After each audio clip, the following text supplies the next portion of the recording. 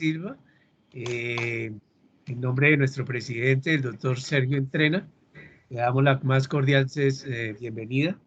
La Cámara de Comercio desde la Mesa del Sector Salud, como algunos que seguramente nos han venido acompañando, viene desarrollando temáticas alrededor del área de la salud. En el día de hoy vamos a tener un conversatorio sobre cirugía de cabeza y cuello, las generalidades sobre esta área de la medicina y la cirugía, sus implicaciones y los beneficios que esta tiene para el norte de Santander. Considerando siempre en la mesa, sin duda debemos socializar y resaltar en nuestra región este tipo de temáticas. Para efectos de tener una mayor comunicación y sortear pues cualquier tipo de obstáculos relacionados con la plataforma, les agradecemos mantener los micrófonos y las cámaras cerradas. La sesión de preguntas las haremos al final, es decir, que hacia el final del conversatorio, previo las manifestaciones de preguntas que podamos realizar a través del chat, serán respondidas al final del conversatorio. Muchísimas gracias. Nuevamente les doy la bienvenida. En el día de hoy nos acompaña el doctor Gabriel Uribe Garay, bogoteño de nacimiento, con estudios de medicina en la Universidad de Medicina de Graz, en Austria, con especialización en cirugía general del Hospital Militar Central de la Universidad Militar Nueva Granada de Bogotá, supraespecialista en el programa de cirugía de cabezas y cuello de la Fundación Universitaria de Ciencias de la Salud en el Hospital San José, Bogotá. Bienvenido, doctor Gabriel Uribe. Y igualmente, quien nos ha venido acompañando y estamos muy agradecidos por ello, nuestro moderador, el doctor Marcel Quintero Contreras, cirujano general, subespecialista en cirugía torácica, director científico de Intoras Nord y máster en oncología torácica y docente universitario. Ustedes, doctores, bienvenidos, y de parte de la Cámara, un grato saludo, pues porque hoy nos acompañan en este webinar, en este conversatorio. A ustedes, asistentes, les agradecemos pues su acompañamiento y les reitero, por favor, tener los micrófonos y la cámara encendida para tener una mejor comunicación de la plataforma. Muchísimas gracias. Doctores, sin más preámbulos, les cedo la palabra al doctor Marcel. Buenas tardes. Muy buena tarde, Gabriel. Muy buena tarde a todos los asistentes. Para mí es un placer inmenso continuar en este proyecto que nos ha permitido seguir construyendo y resaltando el talento humano en salud en nuestra región. Quiero agradecer a la Cámara de Comercio permitir darle continuidad a esta idea, una idea que cada vez pues, nos estamos contagiando todos todo el personal de salud de la región, porque creemos que si estamos unidos y trabajamos en el fortalecimiento de nuestra norte santandereidad de salud, seguramente pues vamos a poder brindarle lo mejor a nuestra región. Y también darle la bienvenida a los asistentes y los que puedan ver después esta presentación que va a quedar grabada, seguramente van a aprender mucho y se van a sentir muy orgullosos de lo que estamos haciendo. Hoy quiero pues también dar las gracias al doctor Gabriel Uribe. Gabriel es un gran amigo, compañero. Hemos tenido la oportunidad de trabajar muchos años. Gabriel hace poco pues ya nos contará cómo fue su proceso, pero realmente no puedo dejar pasar este momento que para mí más que un requisito del lobby es muy emocionante compartir este espacio, porque Gabriel y yo hace muchos años siempre pensamos en que Cúcuta y el norte de Santander se merece la mejor atención en salud. Se merecen especialistas de primera línea, se merecen especialistas que están entregados a servir a su región. El cuteño está acá poniendo el pecho, y a mí me gustó mucho el título de que es una materia pendiente. Ya Gabriel nos explicará la razón. Gabriel, bienvenido.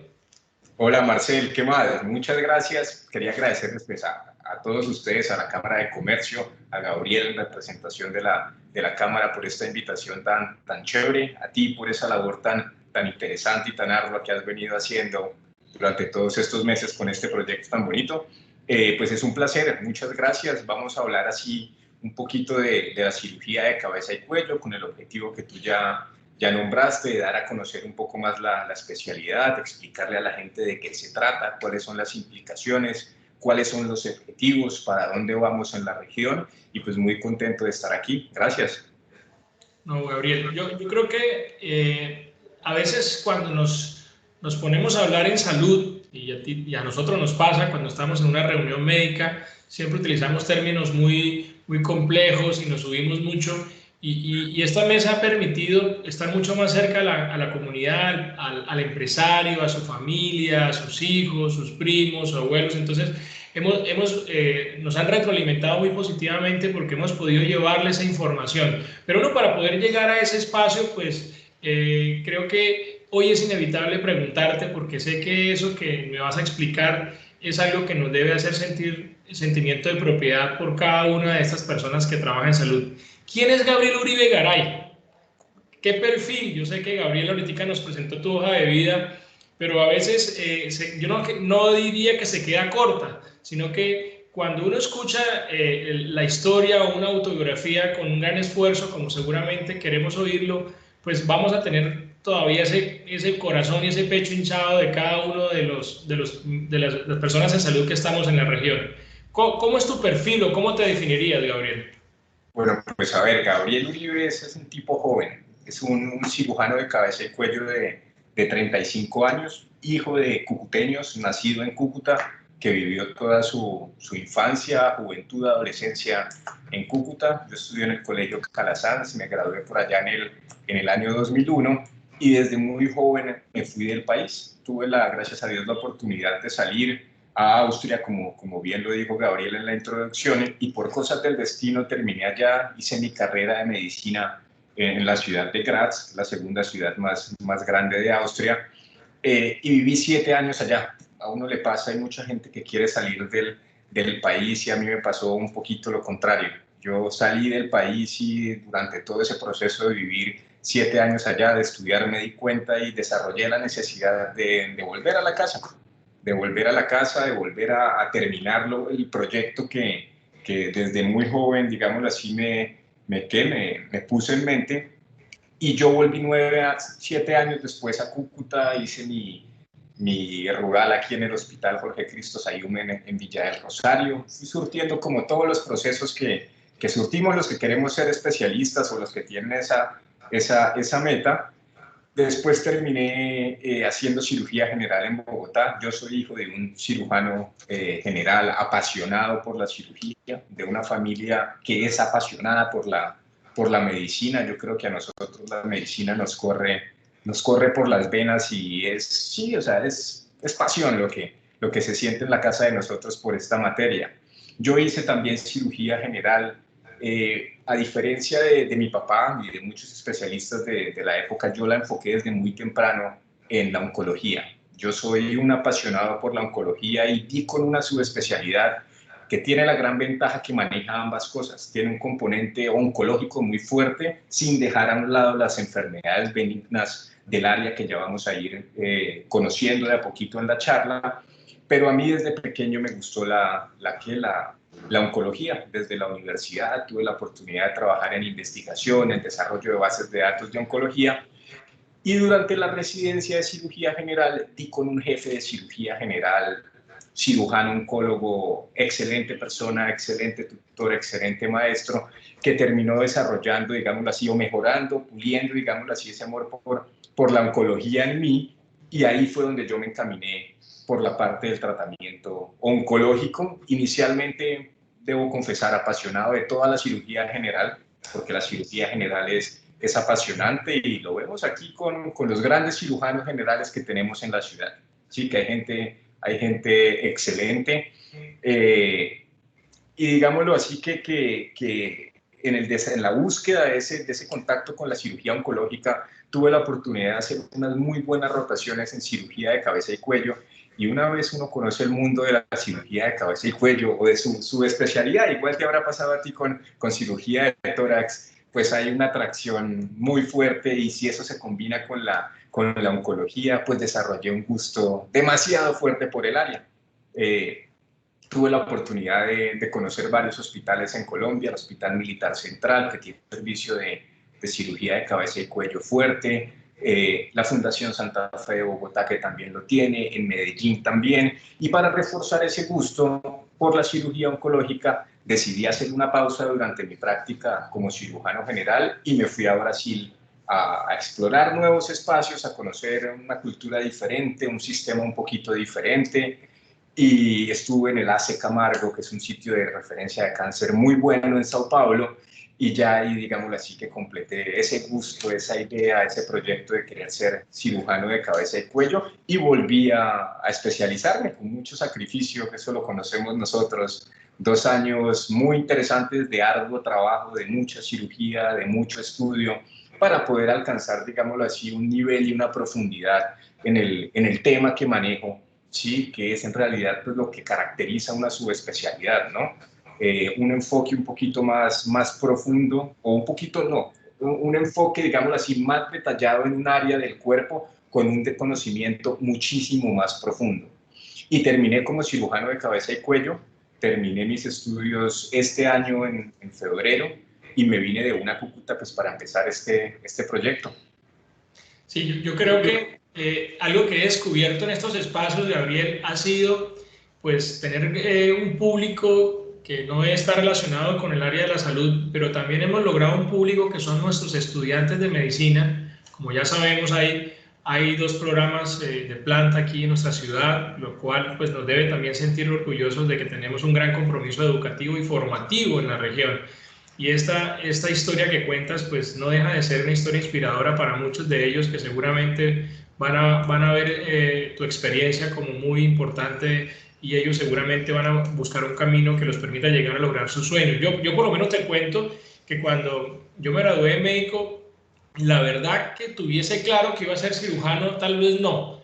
Yo pues tuve también igual que vos la oportunidad de ir a trabajar al hospital de Ocaña durante 3 años. Y lo que tú dices, llega esa sangre empieza a hervir en el área de la cirugía y bueno, y tomamos la decisión de coger el camino. Yo también antes de entrar un poquito, quiero hacer un gran reconocimiento a tu papá, el doctor Gabriel Uribe, mi profesor, mi amigo, alguien que admiro muchísimo. Quiero que pues, nuestros asistentes, nuestra comunidad sepan pues, todo el potencial, toda la historia. En el Hospital Erasmo Meós, como director de servicio, como director del hospital, y sobre todo como compañero, una persona a la cual respeto muchísimo, ha sido siempre alguien que nos ha apoyado, alguien que siempre estuvo pendiente de resaltar tal vez lo que hoy estamos continuando, Gabriel, y que sea el momento para decirlo. Una materia pendiente. Yo tengo ya 16 años en Cúcuta, Gabriel, y sé que la cirugía de cabeza y cuello, la cirugía de tórax, que es lo que yo hago, la cirugía de cabeza y cuello, para mí yo siempre la veía como una especialidad que necesitábamos permanencia en la región y en la ciudad. Yo quiero que tú nos digas en qué consiste esta especialidad o esta subespecialidad de cirugía de cabeza y cuello. Explicarles a los asistentes. Bueno, la cirugía de cabeza y cuello, en términos generales, si uno lo ve a nivel mundial, es más una parte de la otorrinolaringología que de la cirugía general. En nuestro país, de pronto un poquito influenciado por una escuela americana, en donde sí se comparten la especialidad muy claramente, los cirujanos generales y los otorrinos, la cirugía general fue ganando mucha fuerza y se apropió de una forma un poquito directa, ¿sí? De la especialidad de la cirugía de cabeza y cuello. O sea que podemos decir que hoy en día es casi que una subespecialidad del cirujano general. Y es una subespecialidad muy especial porque abarca 3 áreas del cuerpo humano que son muy importantes, que es la cabeza, la cara y el cuello, ¿sí? Cuando uno busca subespecializarse, lo que ya te venía contando, lo que habíamos hablado, uno busca enfocarse en un espacio de pronto un poco más pequeño y un poco más detallado para poder profundizar. Y eso es lo que uno hace, pero cuando uno entra en realidad a estudiar la cirugía de cabeza y cuello, se da cuenta que es un mundo nuevo, que es un mundo inmenso, que abarca un sinnúmero de localizaciones, un sinnúmero de enfermedades. Entonces, la cirugía de cabeza y cuello va a manejar patologías que ya ahorita más adelante te voy a contar más en profundidad, pero nos va a abarcar desde la piel hasta los órganos internos de la cabeza, la cara, el cuello, que no se limita a decir solo yo soy cirujano general y manejo solo las cosas de cirugía general, sino es muy interesante porque empieza a interactuar directamente con muchas otras especialidades. Y eso es lo que la hace demasiado interesante, porque es, digámoslo así, igual que la cirugía de tórax, porque igual también compartimos muchas cosas, es un punto de anclaje para poder interactuar y manejar el paciente con muchas otras especialidades, y eso es algo que genera un potencial muy fuerte y muy importante, porque nos va, digámoslo así, direccionando hacia el manejo multidisciplinario del paciente. Y siempre que uno tenga discusión, obviamente una discusión sana y académica con un colega, con otra especialidad, donde se valoren puntos de vista diferentes, ¿sí? Abordajes diferentes, eso siempre va a repercutir positivamente en el paciente. Entonces, la especialidad se hace mucho más interesante por esas razones, y se encuentra uno que es un campo totalmente nuevo, con unas técnicas quirúrgicas totalmente nuevas, donde entra uno a interactuar un poco con el otorrino, un poco con el dermatólogo, un poco con el neurocirujano, un poco con el cirujano plástico, con el cirujano general, con el cirujano de tórax, con el neumólogo. Entonces es un campo de la cirugía desafiante, que presenta unas patologías que pueden ser muy agresivas, en donde hay que trabajar fuertemente y hay que tratar de impactar, digámoslo así, fuertemente en nuestra población para poder tener resultados muy buenos y lograr tratamientos a tiempo. Ya vamos a ir ahorita hablando un poquito más de eso y conociendo de pronto cosas más puntuales, pero pues en términos generales son esos como los puntos importantes de la especialidad. Claro, Javi, yo siempre que hablo con los estudiantes les digo que el poder o el superpoder que debe caracterizar a un médico es el conocimiento, ¿cierto? Porque ahí está la base de un ejercicio muy responsable e integral. Pero también creo que la comunidad debe conocer mucho sobre qué servicios tenemos, sobre todo en estas enfermedades tan complejas como la que tú nos vas a contar. ¿Alguna vez no eras todavía cirujano de cabeza y cuello, estabas haciendo cirugía general y trabajábamos juntos y nos encontramos por los pasillos, tocábamos el punto de qué querías hacer y bueno, tú nos hablaste un poco de ese profesor que te inspiró un poco, pero a mí me gustaría que me aclararas un poco más por qué decidiste serlo y ese tema de la materia pendiente en nuestra región. No sé que sea tan importante porque alguna vez lo tocamos en esos pasillos donde decíamos, hombre, es un área que necesitamos tener acá permanente, teníamos muchos pacientes con mucha complejidad y seguramente los cirujanos generales, que tú sabes, son excelentes cirujanos integrales, pero a medida de que la medicina y los conceptos van creciendo, estas segundas especialidades o subespecialidades pues terminan siendo fundamentales. ¿Qué nos puedes decir en tu decisión? Pues a ver, ¿por qué el título y por qué una materia pendiente? Que se me olvidó contestártelo ahorita, me fui ahí por la tangente, no, se me olvidó.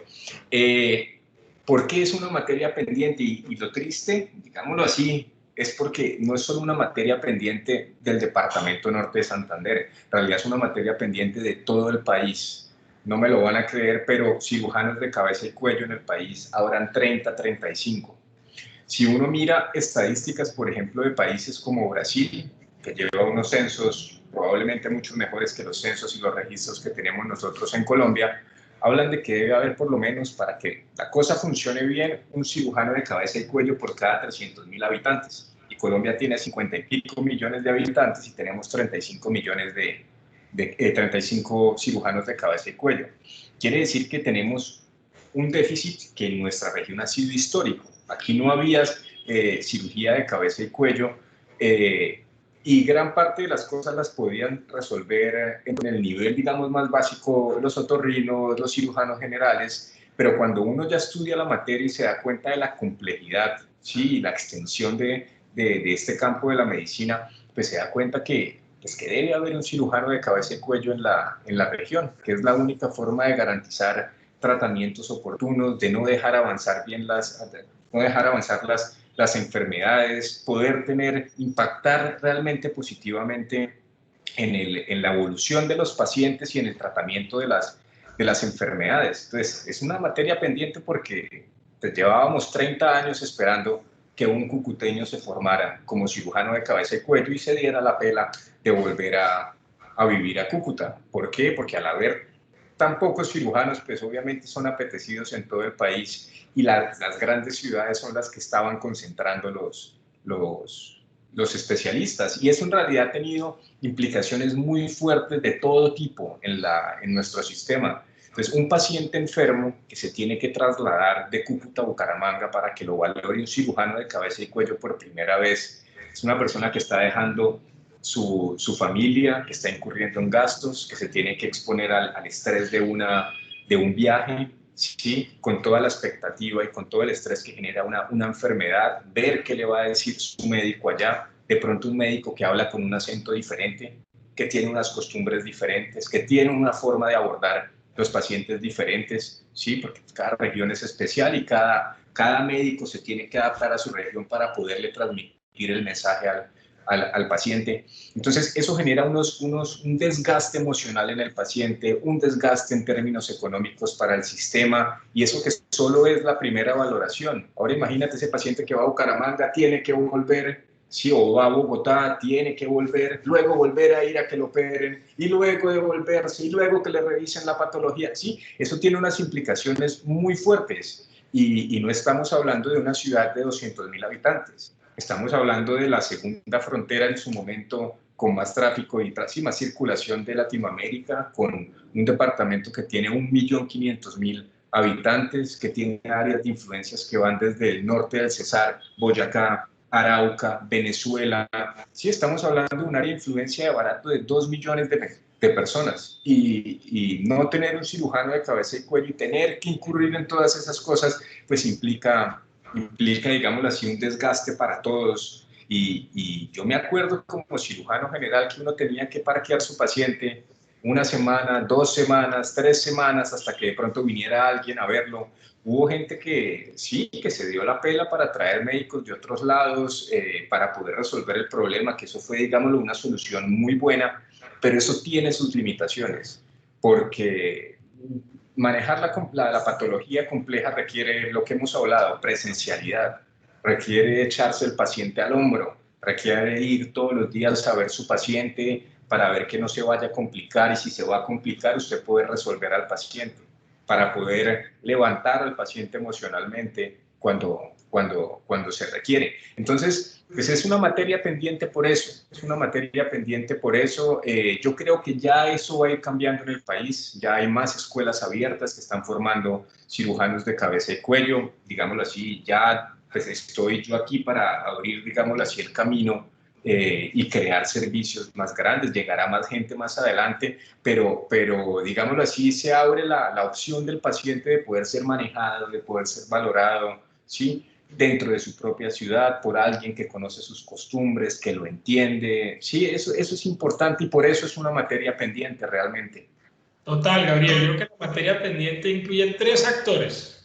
Mira, hace un año el inicio de esta mesa de salud comenzó con una feria que la verdad yo no sé por qué terminé allí, y yo no podría decirles que gracias a esa experiencia que fue organizado por la Cámara de Comercio, pues empecé a entender muchas cosas que tendríamos que hacer desde el punto de vista de unión gremial y de talento humano. Y era que cuando yo hice una encuesta en esa feria, Gabriel, realmente eran el porcentaje de personas que sabían qué era la cirugía de tórax, en mi caso, estaba por encima del 40%. O sea, yo llevo casi 16 años en la ciudad y un 40% de la población al azar no tenía idea de qué era la especialidad. Entonces, claro que es una materia pendiente, y más en tu caso como cirujano de cabeza y cuello. Es una materia pendiente para el sistema, porque tú lo has dicho, muchas veces el sistema hace que al paciente, por algunas razones de negociación o de contratación, pues no tienen el especialista, entonces le dicen al paciente que no hay, que no existe. Entonces termina generándole al paciente y a su familia un trauma para ser llevados a otras ciudades, cuando muchas veces los especialistas los tenemos aquí en la región, ¿cierto? Entonces es muy importante. Y tercero, lo has dicho, también. Sabemos que durante los procesos, como en tu caso, que no estabas acá, algunos especialistas venían a apoyarnos y venían a ayudarnos con los casos muy complejos, pero por alguna razón no podían permanecer aquí en Cúcuta y en nuestra región.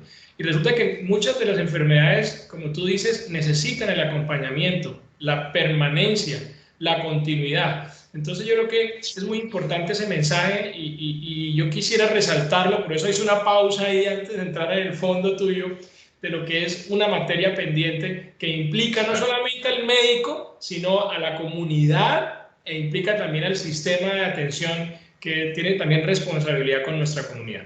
Bueno, yo creo que ahora sí... Mira, te agrego dos cositas ahí. Sí, señor. Esto es muy importante, sobre todo en el tratamiento de los pacientes con cáncer.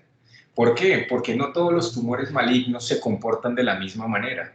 Entonces, probablemente es diferente tener un paciente con un tumor maligno de la glándula tiroides, pequeño, localizadito, ¿sí? Que uno sabe que lo puede manejar muy bien por la consulta externa, a presentar y manejar tumores de otras localizaciones. Por ejemplo, de lo que he visto acá, ya ahorita más adelante hablamos de todo eso más en profundidad, hay patologías muy agresivas que están olvidadas, que no venían siendo manejadas, digámoslo, quirúrgicamente, sino que se buscaban otras opciones porque no había la opción.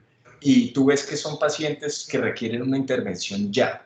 O sea, ese paciente no requiere que yo le pida unos exámenes y lo vuelva a ver en un mes o en 2 meses cuando le salgan los exámenes, sino caso puntual, ese paciente con el cáncer de piel que viene ya descontrolándose, ¿sí? Ese paciente necesita que tú lo veas ya, que le cuadres la biopsia ya y si es posible que le resuelva su cirugía muy rápido para poder impactar positivamente en la evolución de ese paciente. Lo mismo pasa con el cáncer de lengua. Un cáncer de lengua se debe diagnosticar, biopsiar y resolver quirúrgicamente. ¿Por qué? Porque son pacientes que no dan espera. Y cuando una patología no da espera y el sistema no nos ayuda para poder impactar rápidamente en él, pues es un paciente que se pierde. Es un paciente que pierde su chance de tratamiento quirúrgico y en cabeza y cuello esas demoras, esa lentitud se paga caro porque es un cáncer que avanza rápidamente y compromete y limita la calidad de vida de los pacientes muy, muy rápidamente. La cabeza y cuello es una región muy, muy particular. Me acuerdo que cuando yo me presenté a la entrevista de mi fellow, me dijeron, bueno, la pregunta así que tú me acabas de hacer, la pregunta así de reina, ¿usted por qué quiere ser cirujano de cabeza y cuello? ¿Qué le gusta de cabeza y cuello? ¿Sí? Y entonces, pensándolo bien, desde el punto de vista técnico, para complementar esa pregunta que tú me hiciste, yo creo que hay pocos espacios en el cuerpo donde confluyen y están tan cerca tantas estructuras importantes, ¿sí? Uno ve que en la parte del cuello, sobre todo, tú tienes estructuras importantísimas desde el punto de vista vascular, arterias que llevan la sangre al cerebro, venas que recogen la sangre del cerebro y la llevan al corazón, el nervio que le permite a la gente hablar, mover el brazo, mover el diafragma, mover la lengua, mover los labios, ¿sí? Y todo eso converge en un espacio anatómico demasiado pequeño al fin y al cabo. Entonces, técnicamente y anatómicamente la cirugía de cabeza y cuello es un reto. Es un reto y así lo son las enfermedades, porque así como están tan cerquitas esas estructuras en su funcionar diario, sí, diario y cotidiano, cuando hay una enfermedad, sobre todo maligna, que altera el funcionamiento de ellas y puede comprometer estructuras importantes, pues eso puede pasar rápidamente. Y es una región que es muy visible, ¿sí? Un cáncer de labio, por ejemplo, es un cáncer que deforma totalmente la armonía de la cara de una persona. Lo mismo un cáncer en la región de la cara, un tumor de los senos paranasales, deforma rápidamente la armonía en la cara de una persona y tiene repercusiones desde todo tipo de puntos de vista. Es un paciente que no va a querer salir a la calle, ¿sí? No va a producir, no va a trabajar. ¿Sí? Si fuera de eso, ese paciente no está vinculado al sistema, si no está trabajando, no tiene un ingreso fijo, es un paciente que no va a poder salir a producir lo que tiene que producir para sobrevivir. Entonces, materia pendiente por eso también, ¿sí? Y porque es un área del cuerpo demasiado desafiante y que impone muchos retos, y por eso la gran ventaja de estar acá. No, mira, yo creo que ya entramos, toca entrar de fondo a explicarle un poco más a los asistentes cada uno de esas zonas del cuello, además que son importantes. Yo recuerdo cuando me formé como cirujano general, pues uno siempre enfocaba como que la cirugía de cuellos en la glándula tiroides, resulta que el tema no es solamente glándula tiroides. Entonces, yo creo que, ¿qué nos puedes contar? ¿Cuáles son las principales enfermedades que trata un cirujano de cabeza y cuello? Me imagino que va en relación con cada uno de estos espacios, estos órganos, y entendiendo que muchos de los asistentes no son médicos y no saben mucho de anatomía, fisiología, ¿cómo nos puedes hacer de una forma muy sencilla esa explicación? Yo creo que eso es como hablar de toda tu especialidad en 2 años, en unos minutos, pero creo que es importante explicarles a todos ellos y seguramente si algo se va quedando ahí, yo lo voy rescatando también. Listo, no, y es muy importante porque, pues porque sí hay muchos órganos. Y a pesar de que uno puede, sí, o sea, creer que es algo infrecuente, muchas de esas patologías son demasiado frecuentes. Entonces, por ejemplo, en el pensar hasta los mismos médicos, sí, en el conocimiento, pues la cirugía de cabeza y cuello es solo tiroides. Tampoco están tan errados, ¿sí? Porque yo creo que de la práctica del cirujano de cabeza y cuello, un 60-70% corresponde a patología tiroidea, ¿sí? Y pues la glándula tiroides es demasiado importante. Yo trato normalmente en mis publicaciones del Facebook, del Instagram, de ir botando la información a la gente, porque es importante que las personas estén informadas de todas las cosas que pueden pasar en los órganos de la cabeza y el cuello, así que probablemente mucho de lo que voy a decir acá lo pueden leer también en mis publicaciones, pero la glándula tiroides es demasiado importante. Sí, es un órgano central, no solo en el cuello, sino en el funcionamiento de todo nuestro organismo, porque es como la central metabólica del cuerpo, es la que produce las hormonas necesarias para que todos los procesos dentro del organismo funcionen bien. Y tiene que ver con absolutamente todo: control de temperatura, control de los líquidos dentro del cuerpo, control de la digestión, control del ritmo y la función cardíaca, muchísimas cosas, producción de otras hormonas, la menstruación dentro de la, sí, en las mujeres. La glándula es muy, muy importante y uno se va dando cuenta que cada vez cobra más importancia y las enfermedades de la glándula tiroides cada vez son más comunes, ¿sí? En parte porque se han vuelto más comunes, ¿sí? Las estamos viendo más y en parte también porque a pesar de que muchas veces somos críticos con nuestro sistema y con todo lo que nos rodea, pues el sistema ha mejorado, ¿sí? Y la gente en realidad sí tiene acceso a muchas más opciones de medios diagnósticos en comparación a antes. Entonces vemos que ya es mucho más fácil que la gente tenga acceso a que le hagan un chequeo anual con unas hormonas de la tiroides y que si de pronto el médico general tuvo una duda, pida una ecografía de tiroides y la gente llega a eso, por decirlo así. Y todas esas cosas han hecho, pues primero, que nuestros médicos que están mejor capacitados nos diagnostiquen más enfermedades. Y eso pasa muy frecuentemente con la ecografía. Entonces uno ve que la patología tiroidea viene en realidad disparada porque nuestros radiólogos y nuestros ecografistas cada vez nos diagnostican más patología tiroidea. Esta parte es importante, ¿por qué? Porque cuando uno empieza a aplicar un medio diagnóstico y lo empieza a aplicar descontroladamente, empieza a diagnosticar cosas que de pronto antes no diagnosticaba, que no tienen de pronto ninguna importancia en el paciente, ¿sí? Pero que sí pueden generar y tener consecuencias, digámoslo así, en el futuro a corto plazo del paciente. Entonces, este es el caso, por ejemplo, de los nódulos tiroideos, ¿sí? Hoy en día, un nódulo tiroideo, que se diagnostique un nódulo tiroideo, es muy, muy común, ¿sí? Y muchos de ellos no tienen una relevancia clínica en el paciente importante. Ahí es donde se requiere el conocimiento, ¿sí? Ahí es donde es importante la subespecialidad. Y no solo porque yo vaya a ver todos los pacientes con nódulos tiroideos, porque eso es imposible, ¿sí? Sino porque de mi especialidad y de especialidades importantes como la endocrinología, tiene que ir saliendo el conocimiento para enseñarle a lo que tú decías, a nuestros médicos generales, hasta el internista, ¿sí? Cómo se manejan esos pacientes para poder manejar mejor los recursos de nuestro sistema y no terminar haciéndole biopsias innecesariamente a todos los pacientes, generando estrés, todas esas cosas que tienen una repercusión muy fuerte en la vida diaria del paciente y obviamente los recursos del sistema que mal que bien los tenemos los tenemos que cuidar. Entonces, la glándula tiroides es el grueso de nuestra práctica en realidad. Yo la definiría, Gabriel, no sé si me corriges, el tema por ejemplo, en los carros existían los carros mecánicos, porque ya los automáticos no tienen la famosa chispa, y es eso que permite que todo funcione, ¿no? Entonces, claro, esa es la glándula que controla, claro, es el gran poder ahí en esa parte central del cuello. Pero también hemos oído hablar de la paratiroides. De la paratiroides. Antes de tocarte un poquito más el tema de la paratiroides, porque no les sabré mucho del tema que termina preocupando a todo el mundo, que es el cáncer de tiroides, ¿sí?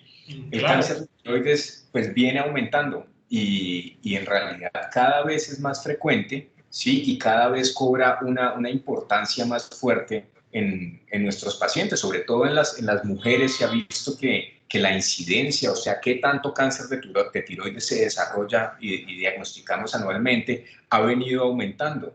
Y es casi que el tercer, cuarto tumor más frecuente en las mujeres hoy en día, ¿sí? Gracias a Dios estos tipos de tumores, que eso es algo que también tiene que darle claro a la gente, son tumores que tienen un comportamiento muy diferente, ¿sí?, a los demás tumores malignos del cuerpo. Son tumores que en realidad cuando se diagnostican a tiempo, y la gran mayoría se diagnostica a tiempo con unos tamaños muy pequeños, se pueden manejar quirúrgicamente, ¿sí?, sin ningún problema, y la gente casi que vive normal, obviamente con sus controles y tomando su hormona tiroidea, pero pues llegan a las edades que tienen que llegar y se terminan muriendo, pero de viejitos, les digo yo a mis pacientes. La glándula paratiroides es muy interesante. Yo creo que esa es de las áreas. A mí me gusta toda la cabeza y el cuello, la verdad, toda la cabeza y el cuello me apasiona, y todas las cirugías me gustan mucho, pero la paratiroides es muy especial. Y la paratiroides es una glándula que produce la paratormona, que es una hormona que se encarga de controlar los niveles de calcio en la sangre. Y hay una enfermedad que es muy prevalente, o sea, la encontramos mucho en nuestra sociedad, que viene aumentando mucho, con muchas limitaciones en nuestro medio, que nos pueden generar trastornos de estas glándulas. Y es una enfermedad muy triste, que es la enfermedad renal crónica, ¿sí? Uno ve que con nuestros cambios de estilo de vida, enfermedades como la diabetes, la hipertensión son mucho más frecuentes. Y algún porcentaje de esos pacientes con todas estas enfermedades en algún momento va a desarrollar una enfermedad renal crónica. O sea, el riñón deja de funcionar como venía funcionando normalmente y no maneja bien los niveles de calcio en la sangre. Y eso repercute sobre todo el organismo, especialmente sobre estas glándulas. Ya existen planes en la región para hablar de nefrología avanzada con equipos de trasplante, ¿sí? Y probablemente en algún punto se va a impactar positivamente en esto, pero la paratiroides pasa desapercibida en nuestro medio médico, pero es una enfermedad que en realidad es muy prevalente y que está olvidada. Y ahí la cirugía de cabeza y cuello juega un papel muy importante, porque el manejo quirúrgico de esos problemas de la paratiroides es demasiado efectivo y le impacta positivamente en la calidad de vida de los pacientes.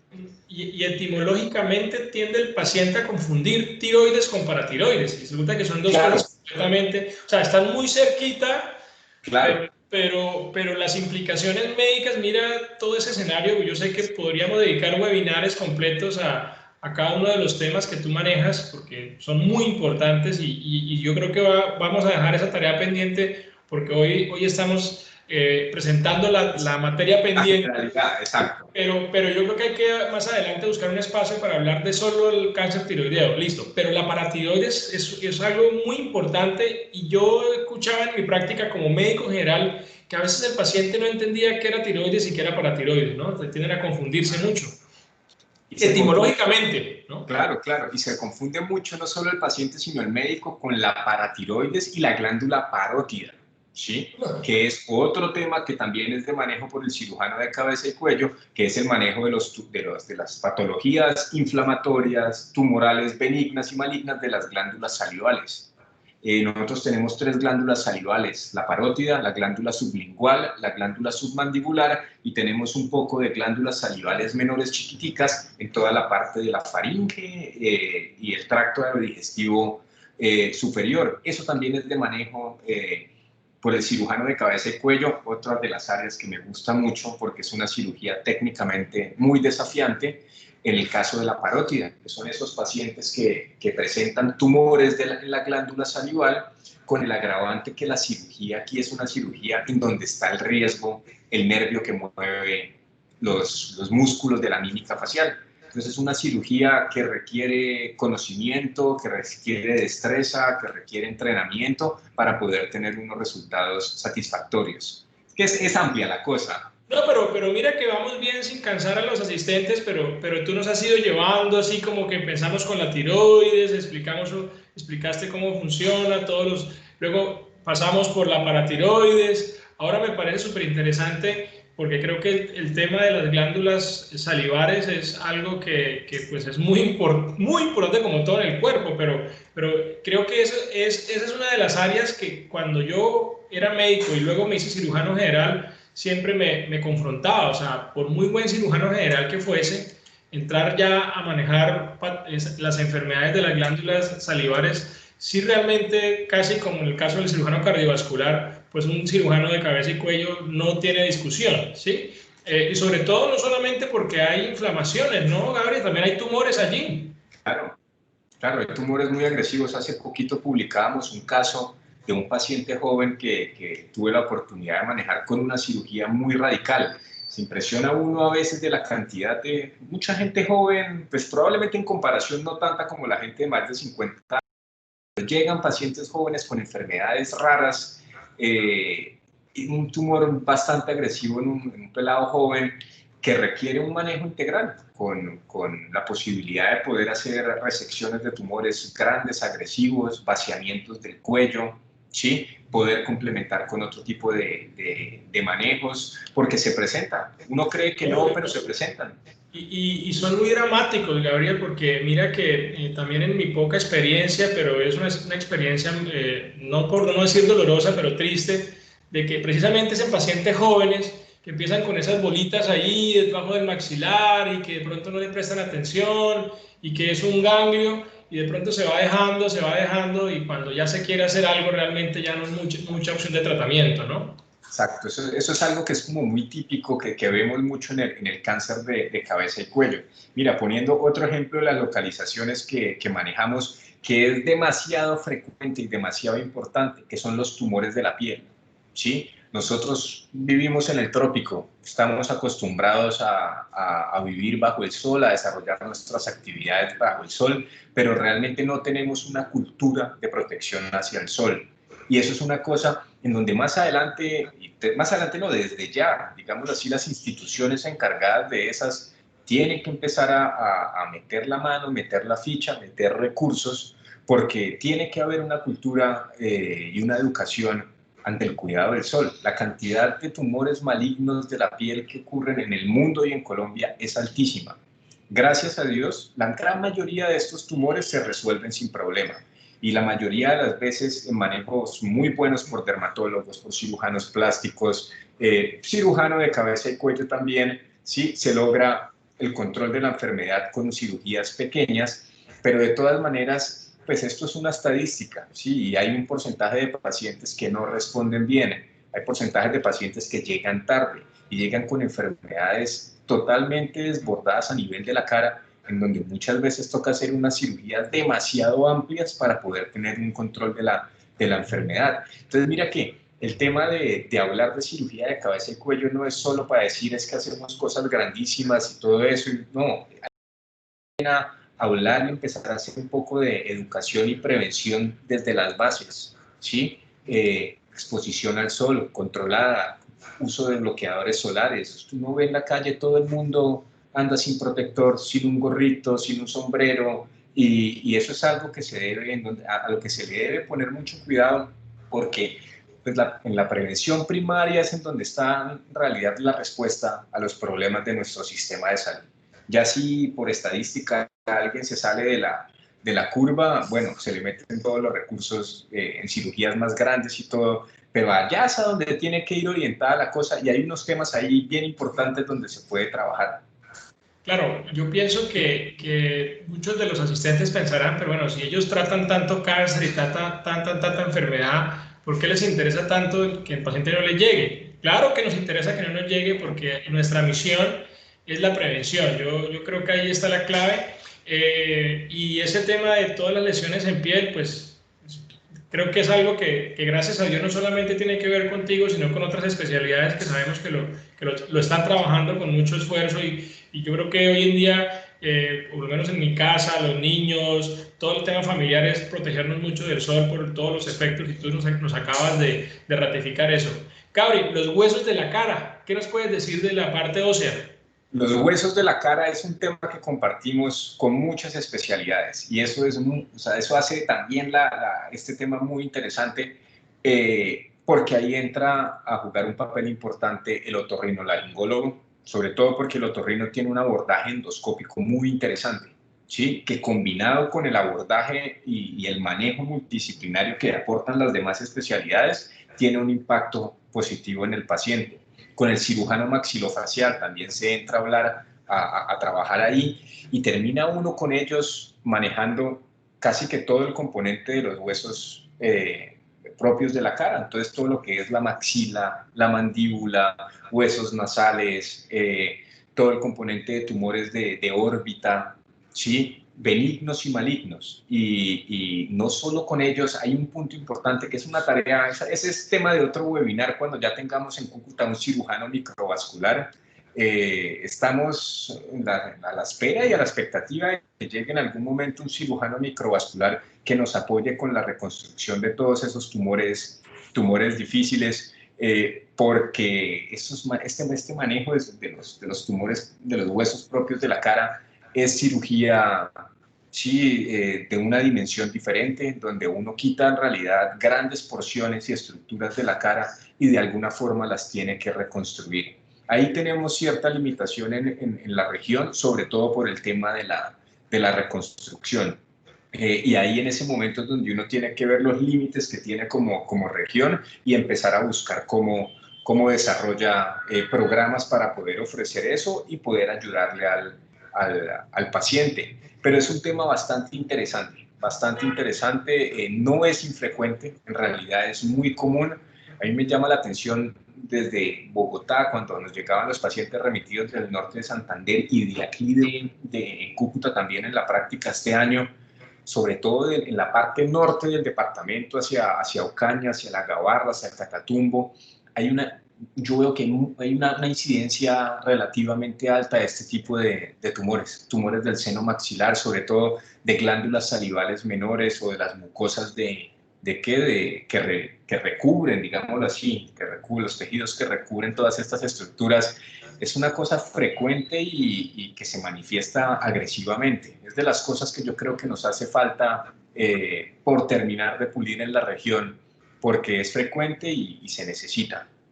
Bueno, hay otro tema que tiene que ver mucho conmigo, no porque lo haga o lo compitamos, pero creo que tenemos mucho ahí, y es también todas las enfermedades aerodigestivas, ¿no? En el caso nuestros, como cirujanos torácicos, pues el tórax llega hasta cierto punto que denominamos el opérculo o el orificio torácico superior, pero ahí está el inicio del cuello, que es el área donde los dos estamos todo el tiempo pendientes. Tú lo describiste muy bien. Para mí ese orificio torácico superior es un reto porque tiene todo ahí recogido: arterias, venas, tubo de respirar, tubo de comer, sistema nervioso, todo está ahí. Entonces siempre nos genera un reto. ¿Qué nos puedes contar de todas esas enfermedades aerodigestivas? Que yo creo que no difieren de nada de lo que nos hayas contado, pero yo creo que hay que hacer algunas puntualidades. Pues para que no pierda el hilo, mira, trabajémoslo de la siguiente forma. Primero hablemos de la tráquea, luego hablemos de la parte de la laringe y luego vayámonos a la cavidad oral, sí, como los tres. Y de la tráquea, que era lo que tú hablabas, tradicionalmente el manejo de la tráquea en Colombia, de la parte benigna sobre todo, cuando hay estenosis, cuando hay estrecheces dentro de la tráquea, sí, que se vuelve mucho más angosta y el paciente no puede respirar bien.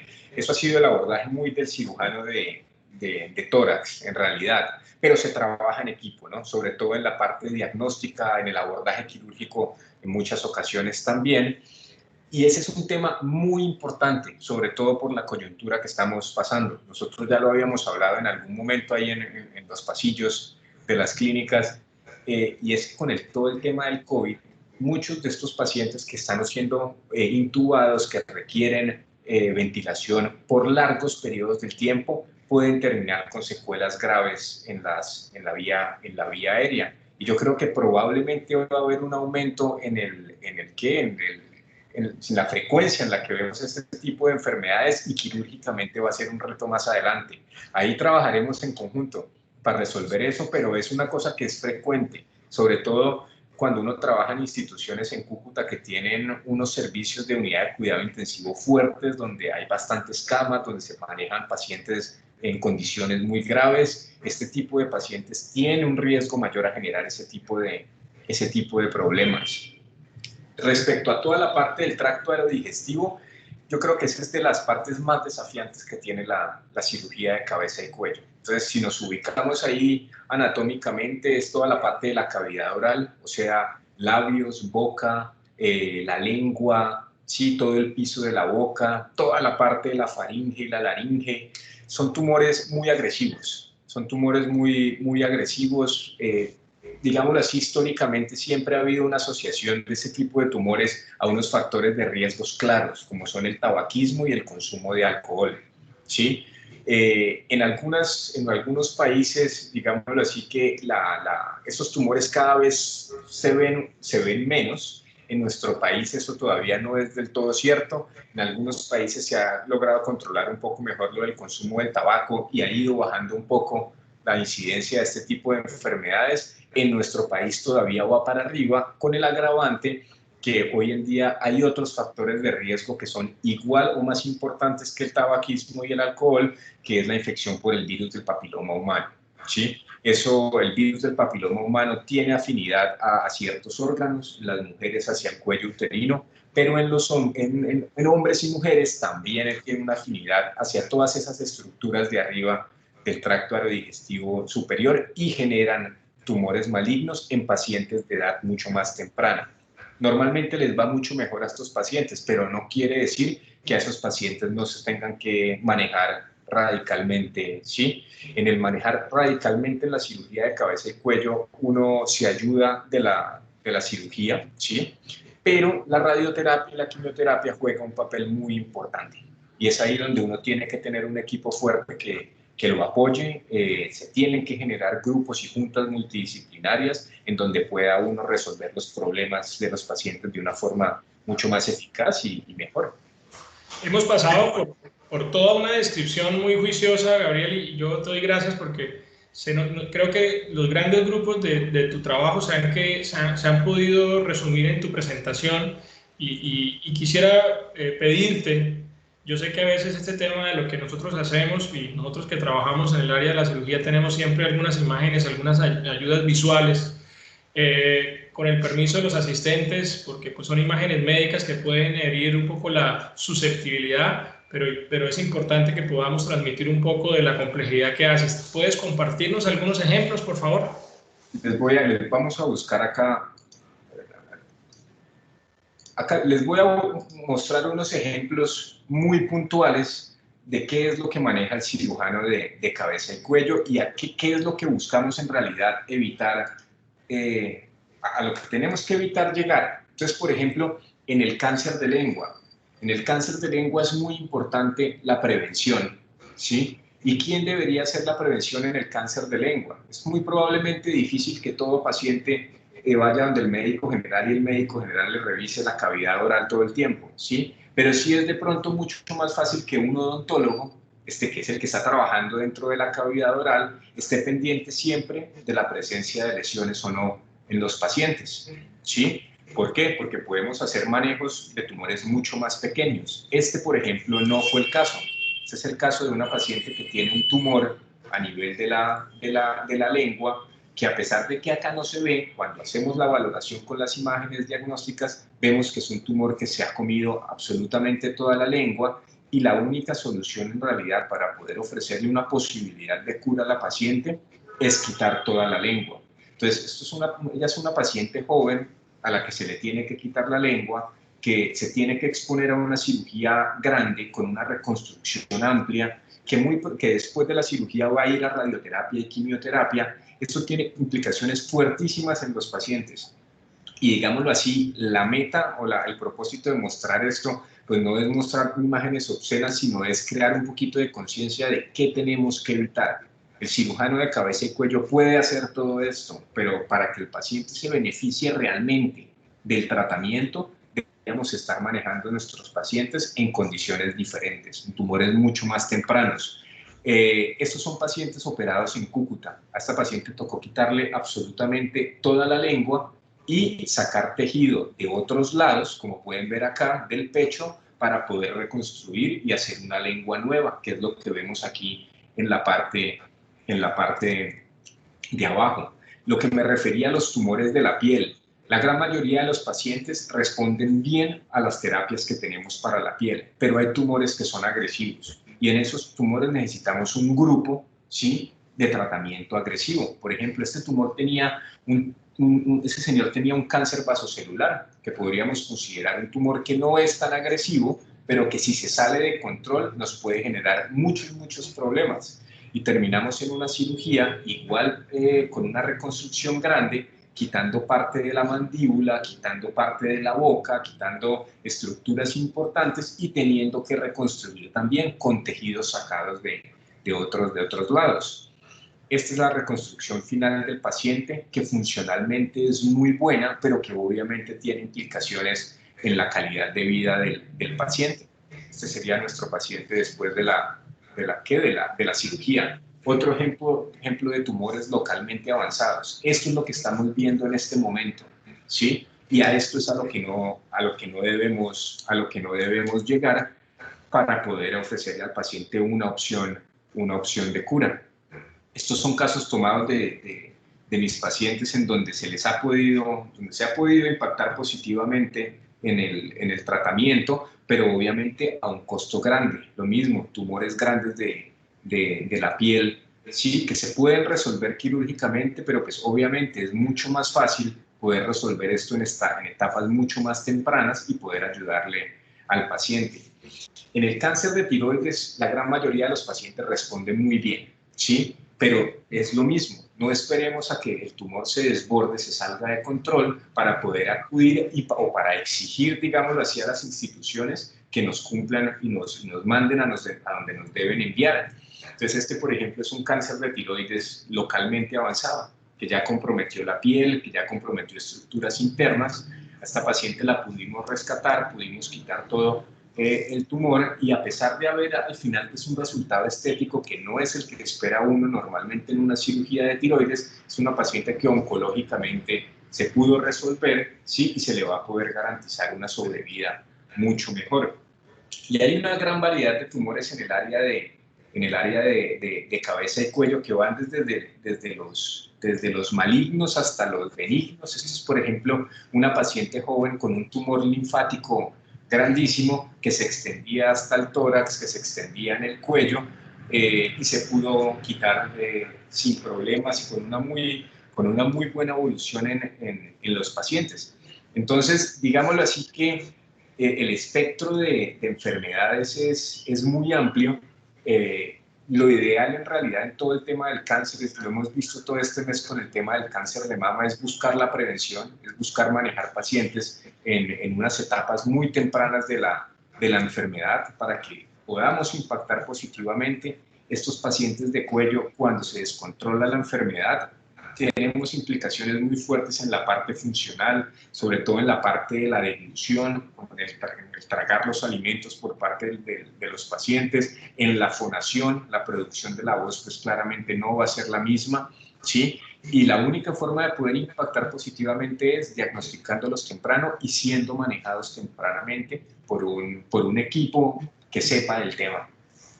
Exacto, tú lo acabas de dejar como entreabierto, y yo en esta presentación tuya he escuchado cómo nos hablas del dermatólogo, cómo nos hablas del odontólogo, del otorrino, hablas del cirujano de tórax y del oncólogo y el radioterapeuta. Creo que ese tema del manejo interdisciplinario, del multidisciplinario es importante. ¿Qué nos puedes reforzar con respecto a eso y cómo ha sido tu experiencia aquí en la ciudad? Porque al final uno a veces se eleva y pues es inevitable pensar en un estado ideal, ¿no? Pero Sí. pues los asistentes hoy tienen que tener claro que con esas enfermedades tan graves que tú manejas, ¿cómo está funcionando ese manejo de varias especialidades? Bueno, el manejo multidisciplinario es el estado ideal. Era lo que tú hablabas, es lo que uno ve que se pondera en los congresos, que es hacia donde va el manejo de los pacientes, sobre todo cuando el tema es de enfermedades complejas y de alto costo. Y la realidad es que queramos o no, tenemos que ir en esa dirección. Sí, o sea, la época en que hacíamos juntas de yo con yo, y que yo resolvía, ¿sí entiendes? Sin ayuda de otras personas, los problemas probablemente va a ir en desuso, y hoy en día, sobre todo en el área de la oncología, la opinión de los otros expertos es muy importante. Entonces, en el área de cabeza y cuello, el pilar del manejo multidisciplinario está en la oncología clínica, o sea, el médico que da el tratamiento con quimioterapia, en la radioterapia o la oncología radioterápica, que es el médico que da el manejo con radioterapia, y el cirujano de cabeza y cuello, ¿sí? En términos del cáncer de cabeza y cuello, obviamente apoyado por todo el servicio de radiología y de imágenes diagnósticas, porque pues es, digámoslo así, nuestra ventana al cáncer antes del manejo quirúrgico, y el servicio de patología, porque ellos son los que con sus diagnósticos patológicos en el microscopio nos dicen qué tipo de tumor tenemos y cuál es y con eso nosotros podemos definir tratamientos. Y eso sería una junta, digámoslo así, oncológica básica. En la institución donde yo trabajo, que yo estoy trabajando en la Clínica Médica Duarte, tenemos la oportunidad de tener esa junta, y eso en realidad es una bendición, porque es la mejor forma de abordar los pacientes, pero obviamente no es lo único que rodea al paciente durante su tratamiento. Entonces, tenemos especialidades afines con las que nos ayudamos. Entonces, si el paciente tiene un nódulo o una lesión sospechosa en el pulmón, el cirujano de tórax nos acompaña y nos da su concepto. Si necesitamos algún abordaje endoscópico, sí, más preciso, el otorrino nos da su concepto y nos ayuda. Lo mismo pasa con el neurocirujano, con el dermatólogo, con el cirujano plástico,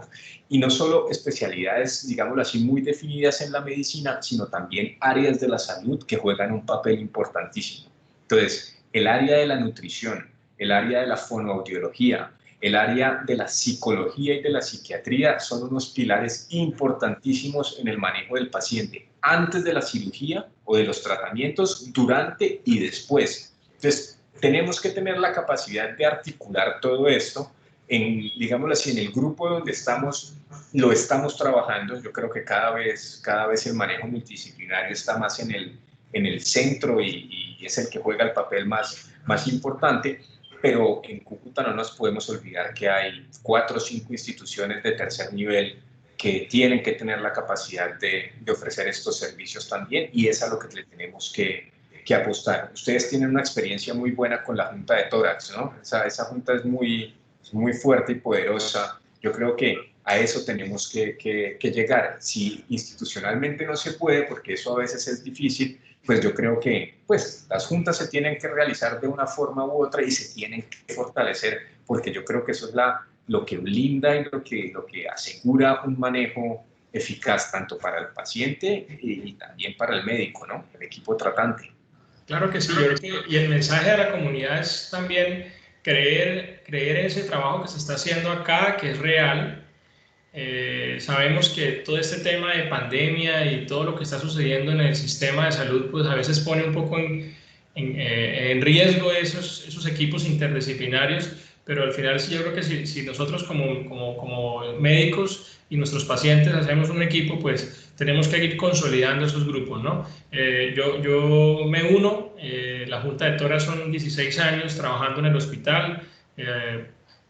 Ahora se creó hace 2 años un comité departamental de cáncer de pulmón, y siempre tenemos esa disposición, por lo menos nuestro corazón está ahí, y es importante que nuestra comunidad lo conozca. Pero bueno, eso también es un abreboca. Yo creo que, no sé si es que ya sabías que te iba a preguntar, pero la cosa va andando. ¿Qué piensas del futuro? O ya nos hablaste un poco de cómo está funcionando tu realidad, que pues gracias a Dios creemos que tu permanencia y como tú lo dijiste, se abran las puertas para que lleguen más especialistas y se formen grupos muy fuertes. Pero ¿qué podríamos decir del futuro de la cirugía de tórax acá en Cúcuta y el norte de Santander? Bueno, digámoslo así que está comenzando, por decirlo así. O sea, la historia de la cirugía de cabeza y cuello probablemente la comenzaron hace unos años las personas que empezaron a venir a operar cabeza y cuello, pero fuertemente la estamos comenzando en este momento. Como toda plaza que está arrancando con eso, pues los comienzos no son rápidos. Uno es cirujano y a uno le gusta resolver y a uno le gustaría que esto fuera ya, sí, estuviera cuadradito y estuviera uno resolviendo todo, pero eso requiere trabajo, eso requiere trabajo. La gran ventaja es que pues, somos jóvenes, sí, hay, digámoslo así, todo un espacio de vida laboral para ir fortaleciendo todo eso desde el punto de vista académico, desde el punto de vista asistencial, desde el punto de vista administrativo, porque dentro de todo, pues como médico uno algo tiene que ver en todos esos procesos, y pues es un proceso que arranca, y yo creo que la perspectiva es que el norte de Santander a corto plazo tiene que tener una muy buena prestación de servicios de cabeza y cuello.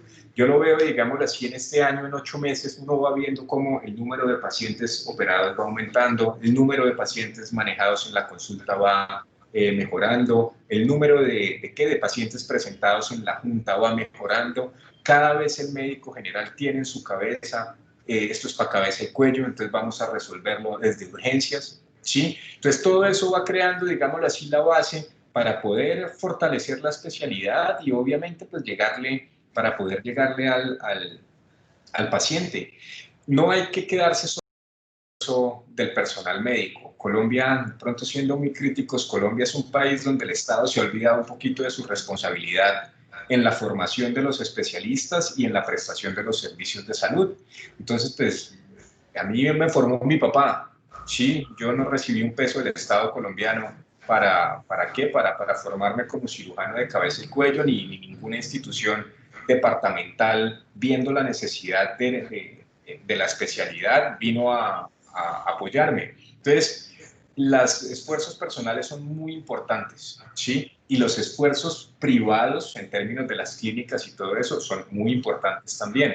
Pero también hay que llamar la atención y si no hay desde la dirigencia, desde la política, desde los presupuestos, desde toda esa parte, digámoslo así, un apoyo verdadero al desarrollo de grupos como estos, pues digámoslo así que las cosas se vuelven más difíciles. Entonces la invitación es también no solo a ponerse la camisa del mes que toque para el cáncer, sino fortalecer las cosas, fortalecer realmente, ¿sí? Con inversión. Estamos, digámoslo así, necesitamos más instituciones de alta complejidad.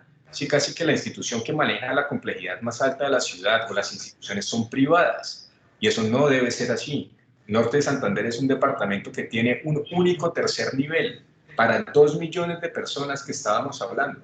Entonces, aparte de todo esto que estamos hablando y toda la ciencia y todo el conocimiento y toda la juventud y todo el empeño, tiene que haber un apoyo, digámoslo así, detrás de toda una maquinaria del Estado, ¿sí? Para poder fomentar este tipo de cosas y que las cosas mejoren. Obviamente con responsabilidad, con buena inversión, con cosas acertadas, porque de otra forma es imposible.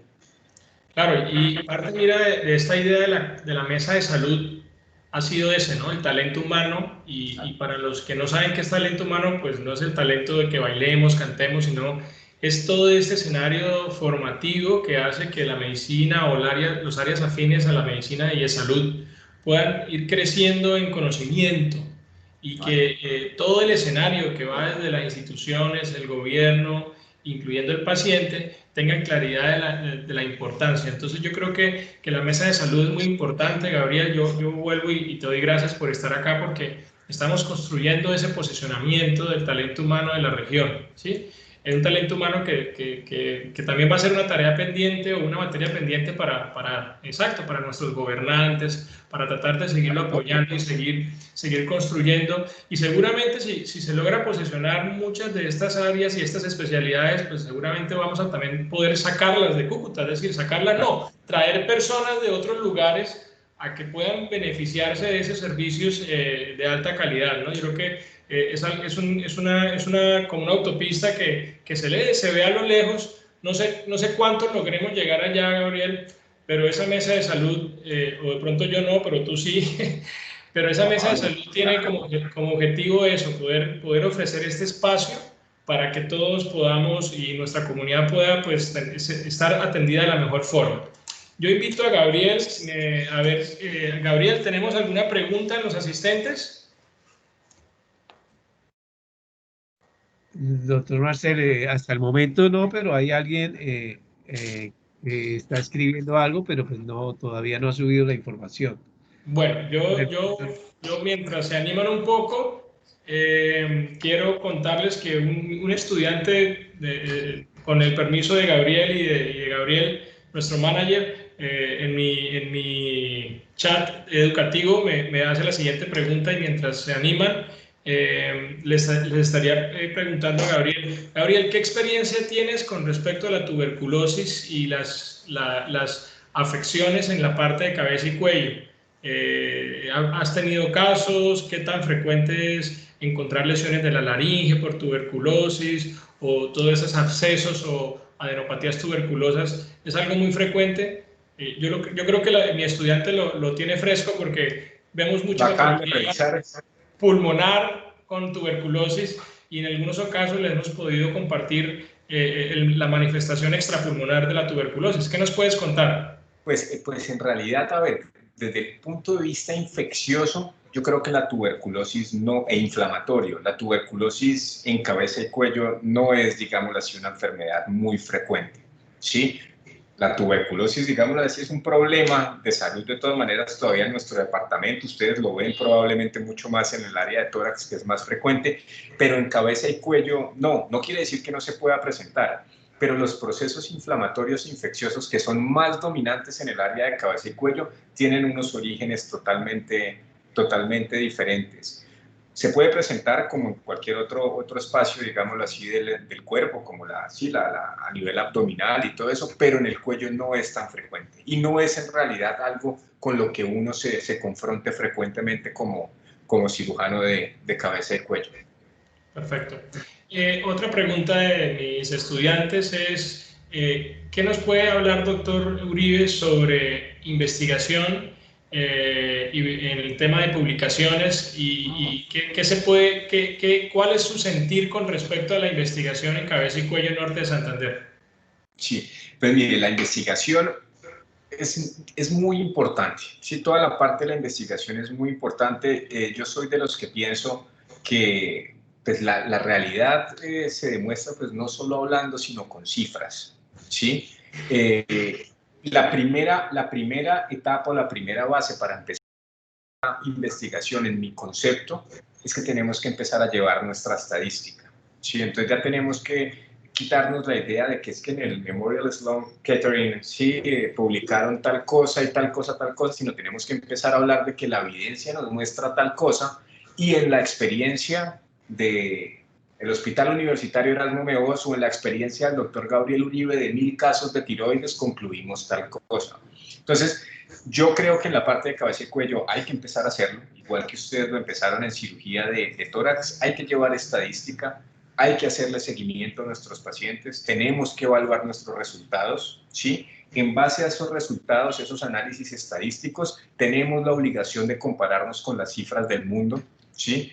Al fin y al cabo, lo que se opera en Estados Unidos tiene que manejarse de la misma forma como se maneja en el norte de Santander, ¿sí? Y el primer paso yo creo que debe ser tener eso, conocernos a nosotros mismos. Y ya basados en esos, sí tenemos que empezar a empezarnos a preguntar, sí, las preguntas y las hipótesis científicas de qué puede ser diferente acá, pero obviamente yo creo que tiene que haber primero una base de conocimiento de nuestros pacientes, de nuestras patologías, de nuestra, sí, o sea, de nuestra situación, pero es fundamental, fundamental porque en base a eso es que tomamos decisiones y aplicamos cambios y crecemos y sí, hay que hacerlo. Y es importante, Gabriel, creo que tú lo estás viviendo, de pronto para nosotros que somos un poquito más antiguos y hemos visto un poquito la transición, que estas instituciones que tú hablas en el sector privado y en la parte pública, como lo es el Hospital Erasmo Meos, ya han generado espacios como oficinas de docencia o espacios donde se están haciendo pues todos los procesos muy responsables desde el punto de vista científico, desde el punto de vista ético, porque todo este tema de la investigación y la publicación debe tener unos requisitos, no solamente porque se nos ocurra, sino porque ya existen a nivel mundial, ¿no? Entonces yo sí puedo contarte, y sé que tú lo sabes, que en la Clínica Medical Duarte, el Hospital Erasmo Meos, la Clínica Santa Ana, la Clínica Norte, están trabajando mucho en esos espacios de investigación con sus comités de ética que van a permitir lo que tú dices, tener nuestros propios números, nuestras propias cifras, y de esa forma poder demostrarle a nuestra comunidad nuestra realidad, ¿sí? Porque muchas veces nos toca trabajar con números de otros lugares del mundo y de pronto nuestra realidad es diferente. Entonces, muy acertada tu observación. Gabriel, ¿tenemos alguna pregunta o observación de los asistentes? Doctor, no tenemos ninguna pregunta, pero me place un comentario que nos hace el doctor Leonardo Peñaranda relacionado con, quieres darles un extenso saludo al doctor Marcel y a usted, y también felicitarlo por el empeño que le ponen para el progreso de nuestra región. Aparte de ese comentario, no tenemos más preguntas, doctor. Bueno, no, yo quiero saludar a Leonardo. No sé si le mencioné quién, la persona que nos pone el comentario es el doctor Leonardo Peñaranda, anestesiólogo de la ciudad de Bogotá. Claro que sí, lo conocemos. Un abrazo fuerte porque Leonardo también está haciendo un gran proyecto, un gran esfuerzo personal formativo, y pronto tendremos a nuestro especialista en dolor formado aquí como debe ser para ayudar en la parte de paliativos y manejo sintomático de los pacientes. Entonces, gracias a todo ese talento humano que sigue adelante. Pues no sé si quieras agregar algo a nuestro manager Gabriel, o podemos ya ir cerrando. Creo que se nos pasó súper rápido el tiempo. ¿Quieres que vamos a conclusiones, Gabriel? Sí.